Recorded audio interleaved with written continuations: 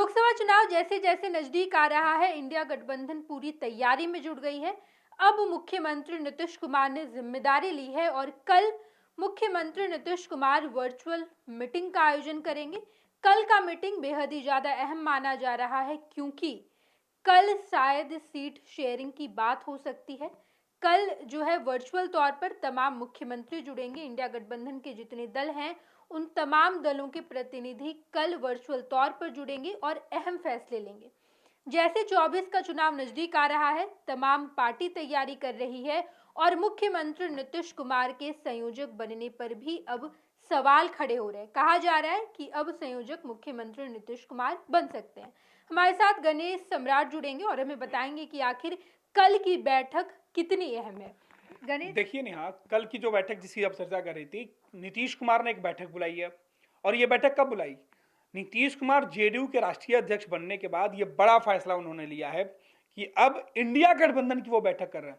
हालांकि इंडिया गठबंधन की शुरुआत भी उन्होंने की थी, उनके बुलावे पर ही तमाम राज्यों के जो मुख्यमंत्री हैं या जो बड़े लीडर हैं जो विपक्ष की भूमिका निभा रहे हैं वो पहुंचे हुए थे। और यहीं से एक मैसेज गया था देश भर के अंदर कि बीजेपी के खिलाफ नीतीश कुमार एक मुहिम की शुरुआत की है और इसमें सभी राजनीतिक दल आपसी मतभेद भुलाकर बीजेपी को हराने के लिए एक हो। और बीच में यह काम चल रहा था, कई बैठकें हुई, लेकिन दो बैठकों के बाद नीतीश कुमार का कद कम होते दिख रहा था। जेडीयू के नेता, राजद के नेता और बिहार में नीतीश कुमार के जो समर्थक थे वो उम्मीद लगाए थे कि नीतीश कुमार को संयोजक यानी विपक्षी दलों को एकजुट कर एक मुखिया के तौर पर फिलहाल रखा जाए और 24 के चुनाव के नतीजे सामने आएंगे तो बड़ा पद, बड़ी जिम्मेवारी होगी। लेकिन ये कहा गया कि अगर नीतीश कुमार संयोजक बनेंगे तो ये भी साफ हो जाएगा कि वो प्रधानमंत्री का चेहरा भी हो सकते हैं। लेकिन कांग्रेस ने नीतीश कुमार के उम्मीदों पर पूरी तरीके से पानी फेर दिया।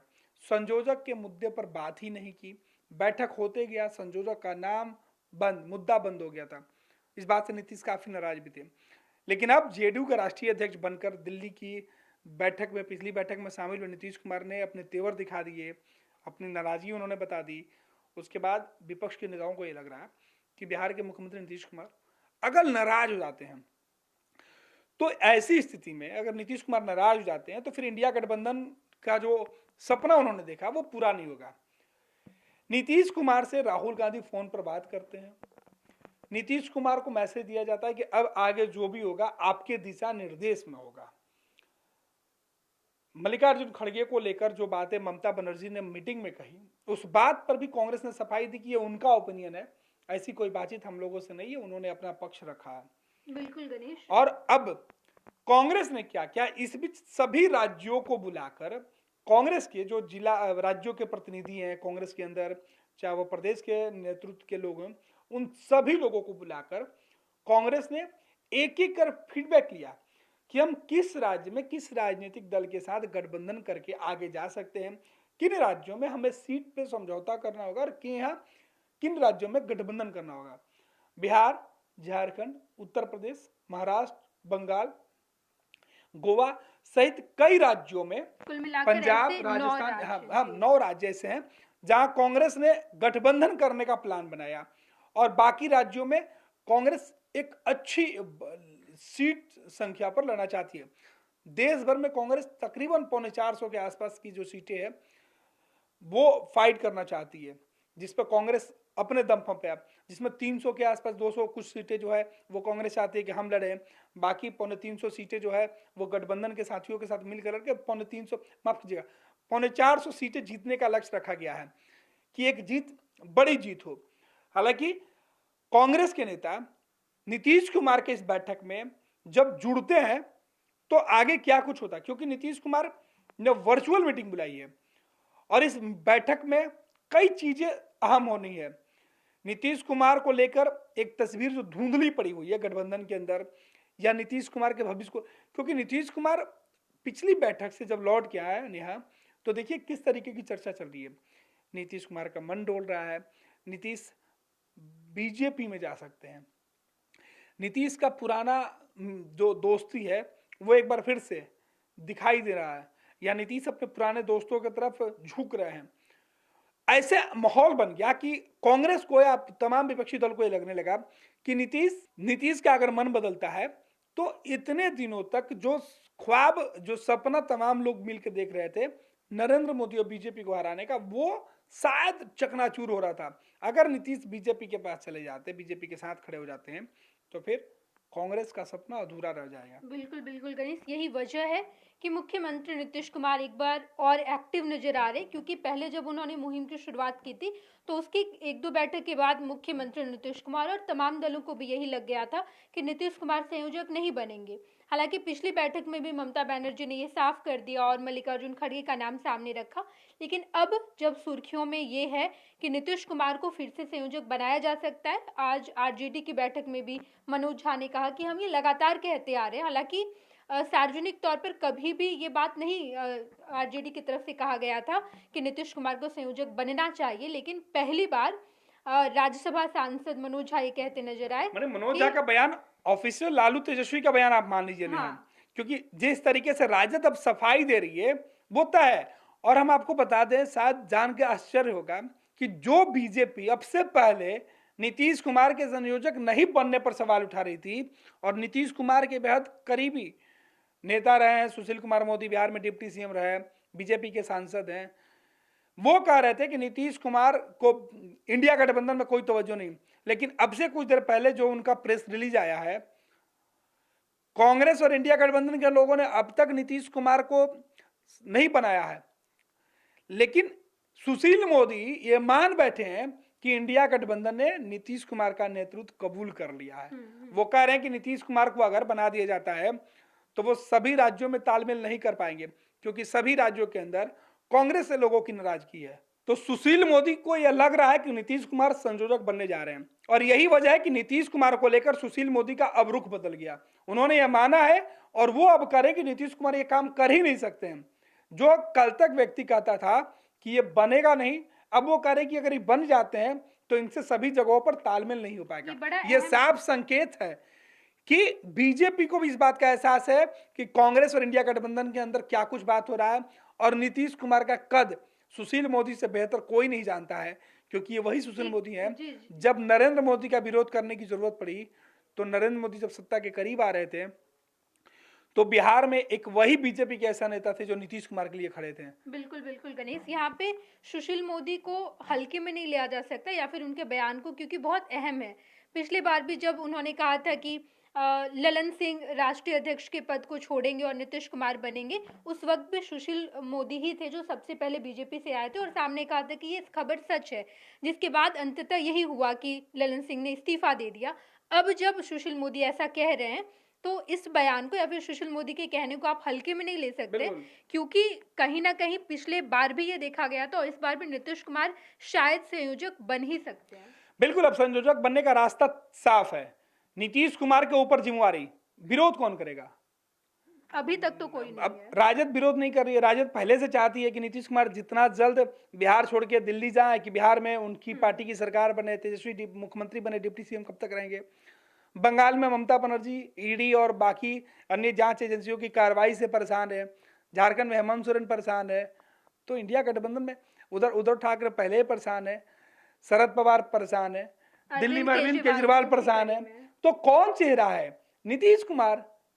राहुल गांधी, सोनिया गांधी पहले से परेशान है कि कांग्रेस में उनके ऊपर लोगों का भरोसा नहीं है। तो कांग्रेस अगर जीत पर रहेगी तो नुकसान होगा।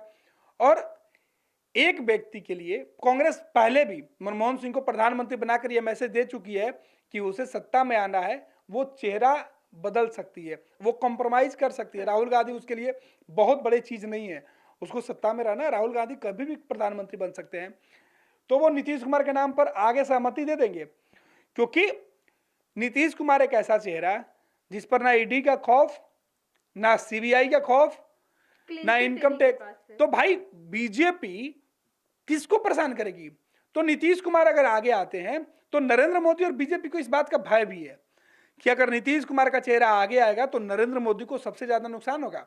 और यही वजह है कि बीजेपी जो लगातार ये कह रही थी कि हमारे दरवाजे बंद है, वो दरवाजे और ताले दोनों खुल गए हैं। वेलकम करने के लिए बीजेपी के नेता तैयार खड़े हैं।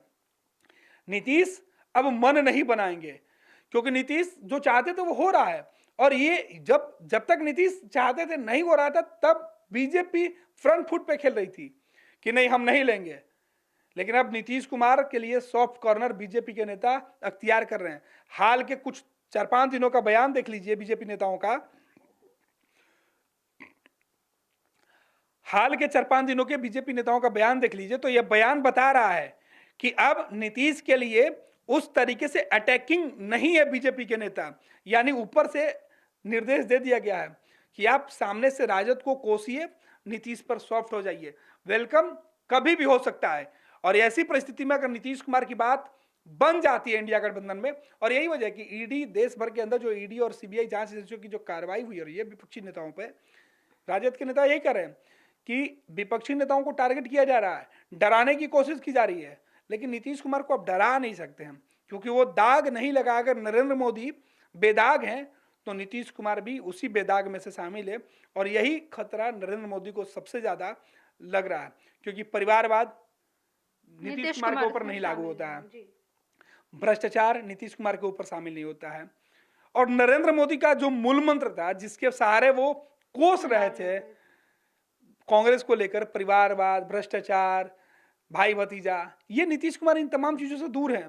तो जो नरेंद्र मोदी की एक पूरा जो पॉजिटिव छवि है, नीतीश कुमार भी और जेडीयू के नेता भी नीतीश कुमार को लेकर उसी तरीके से पॉजिटिव छवि रखेंगे।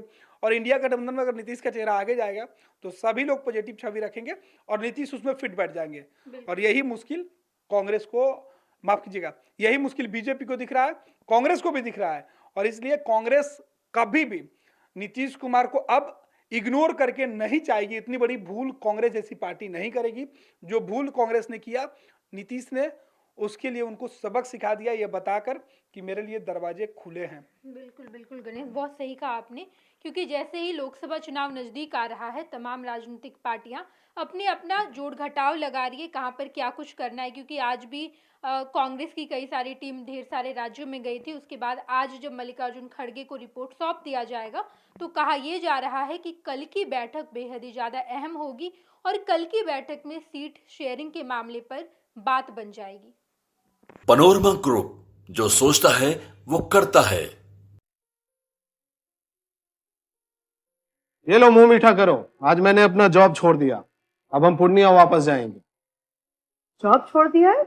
मतलब ये घर कैसे चलेगा? हम करेंगे क्या? और माँ बाबूजी क्या बोलेंगे? इसलिए मैं एक और मिठाई का डब्बा लाया। अपने बिजनेस के लिए लोन अप्रूव हो गया। अरे लोन अप्रूव हो गया वो तो ठीक है, लेकिन पूर्णिया में हम रहेंगे कहाँ? अपना घर भी तो नहीं है वहाँ। इसलिए तो एक और मिठाई का डब्बा अलग से लाया हूँ। हमने पूर्णिया में घर ले लिया है, पूर्णिया के ई होम्स पैनोरमा में।